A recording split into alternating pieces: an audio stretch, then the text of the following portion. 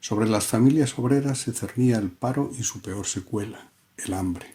Había que tomar una determinación y no se recurrió a los poderes públicos, que en gran medida estaban desbordados por la situación. La iniciativa vino de parte de los propios trabajadores y trabajadoras que, en ausencia de los patronos y a veces con su presencia, tomaron la responsabilidad de poner en funcionamiento las empresas y asumir la gestión colectiva de las mismas. Veamos algunos ejemplos. En el restaurante La Alegría, el Comité de Control Obrero asumió prácticamente la gestión de la empresa y su labor fue provechosa para el negocio. Así lo reconoce el propietario del establecimiento, que afirma fue tratado con toda consideración por parte de los miembros del comité y que durante la gestión de el negocio no solo no se ha perjudicado en lo más mínimo, dicen textualmente, sino que por el contrario ha sido beneficiado por la labor de los miembros del comité. Por su parte, a raíz de que el propietario del bar Málaga de calle Santa María abandonara la dirección del mismo, los trabajadores se incautaron del establecimiento formando una colectiva que estuvo funcionando hasta la misma entrada de las tropas franquistas. En el café comercial de la Plaza de la Constitución, incendiado tras el golpe de Estado el 18 de julio de 1936, los trabajadores se constituyeron en colectividad e iniciaron la reconstrucción del establecimiento. Acabada la restauración, se reabre como colectividad obrera en enero de 1937. En este caso, los antiguos accionistas del café comercial se hicieron cargo de los gastos de reconstrucción y de los salarios de los trabajadores durante ese tiempo, lo que agradecieron estos en nota pública en la prensa. Los trabajos de reconstrucción fueron llevados a cabo por varias colectividades de oficios, constituidas por los sindicatos de oficio de la construcción adscritos a la CNT: albañiles, carpinteros, ebanistas, marmolistas, fontaneros, etc. Es frecuente que los propietarios de empresas colectivizadas, cuando están presentes, sean tratados con respeto por la colectividad, se les ofrezca un puesto de trabajo y se les asigne un sueldo. En octubre de 1936 se constituye la colectividad obrera de la Camisería Española. Al gerente de la empresa, Manuel Solo de Zaldívar, se le asignó un sueldo de 600 pesetas y, según declara él mismo, durante el periodo de la colectividad se le guardó el debido respeto, pero sin reconocerle autoridad ninguna en cuanto a los manejos del negocio. Solo de Zaldívar era también propietario de la fábrica de hojas de afeitar del Paseo de los Tilos, que a su vez fue colectivizada, al igual que la finca El Cónsul, también de su propiedad, en el término del Partido Segundo de la Vega. A veces son los propios trabajadores en colectividad quienes levantan las empresas en crisis e incluso aquellas que sus dueños han cerrado. Ocurrió en la fábrica de hielo, la frigorífica malagueña, donde se creó inicialmente un comité de control obrero, pero a los 2 meses los trabajadores decidieron incautarse de la fábrica y colectivizarla, porque debido a la falta de actividad tenía numerosas deudas pendientes y estaba en riesgo de ser embargada. Por su parte, los trabajadores del Obrador de Confitería de José Guerrero Ramírez solicitan de la autoridad gubernativa la incautación del obrador, que estaba cerrado, para poner en marcha el negocio y poder trabajar. Finalmente, se incautó del obrador la Sociedad de Confiteros de la UGT y bajo esta forma los trabajadores. Hubo también algunas colectividades pactadas entre trabajadores y empresarios. Es el caso de la Palma Real, establecimiento de ultramarinos, coloniales y café, que estaba en la calle Larios, antes en ese tiempo llamada calle 14 de Abril. De las declaraciones de los empleados y el dueño se deduce que la colectividad se constituyó de acuerdo con los familiares del propietario, que había huido. La gestión corrió a cargo efectivamente de los empleados, aunque los beneficios no los repartían entre los trabajadores, sino que se los daban a la madre del propietario. Además de las colectividades de empresa, surgen también, a iniciativa de los trabajadores, las colectivas de oficio.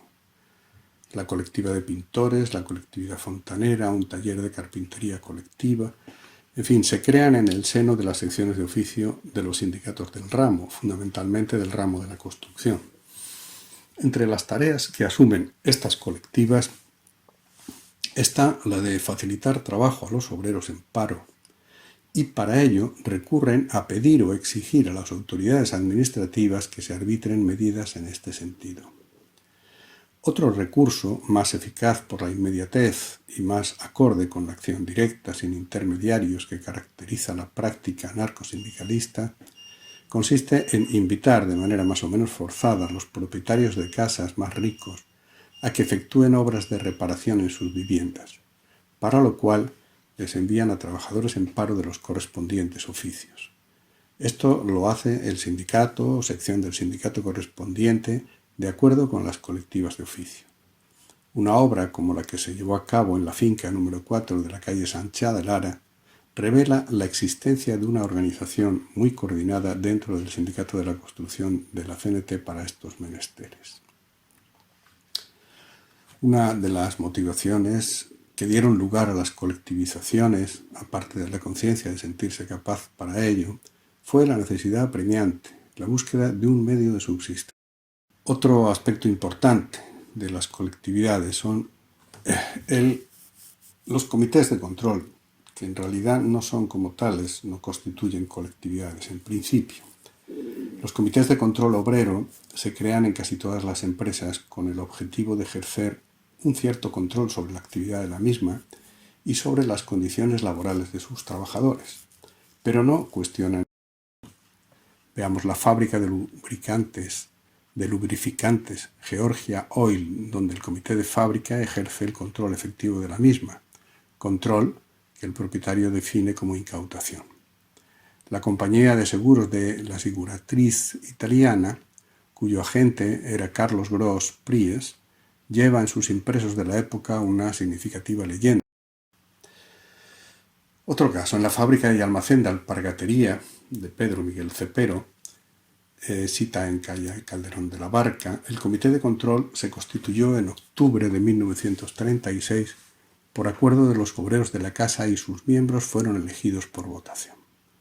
Según el propietario de la empresa, una vez constituido el comité de control, los obreros elegidos para este cometido pasaron a ser los directores de la empresa, aunque al acabar la faena, cada día la cajera entregaba el dinero al dueño, quien lo ingresaba en el banco con la intervención del control, sin que se distrajeran cantidades por ninguno de los empleados y obreros.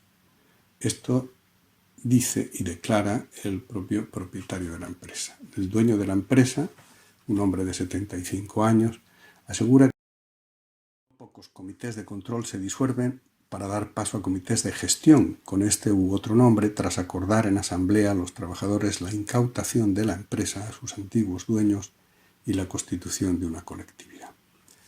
Es el caso que se dio, por ejemplo, en la azucarera Hispania, en la que el Consejo Obrero asumió la dirección de la empresa, sobre cuya actuación declara el director de la misma que los trabajadores no cometieron ningún desmán, aparte, dice, la violencia económica contra la empresa, y que no actuaron contra empleados ni contra directivos. Un paso más allá de la colectivización, que ya estaba empezando a darse en Málaga, fue la socialización, Federación de Colectividades. Esto sucede, por ejemplo, con los ferrocarriles andaluces, que es por entonces la empresa concesionaria del ferrocarril en Andalucía. Prácticamente en cada uno de los múltiples servicios los trabajadores eligen a sus propios comités que actuarán con mayor o menor fortuna como gestores del servicio bajo la coordinación de los sindicatos. Otro ejemplo de socialización en Málaga durante la Revolución Social son los espectáculos públicos, fundamentalmente cines y teatros. Un precedente puede considerarse la incautación del Teatro Cervantes y la gestión del mismo por parte de los trabajadores. Del comité de incautación formó parte. El 16 de noviembre del 36 se produce la socialización de todos los cines de Málaga capital por acuerdo entre la CNT y la UGT.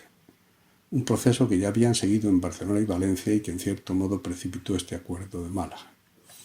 En la reseña diaria de espectáculos de los periódicos de ese tiempo, El Popular y Vida Nueva singularmente, durante la etapa republicana de la Guerra Civil en Málaga, bajo el epígrafe «Socializados por la CNT-UGT», aparecen las siguientes salas de cine: Echegaray, Goya, Málaga Cinema, Principal, Moderno, Plus Ultra, Victoria, Rialto, Excelsior y Lara.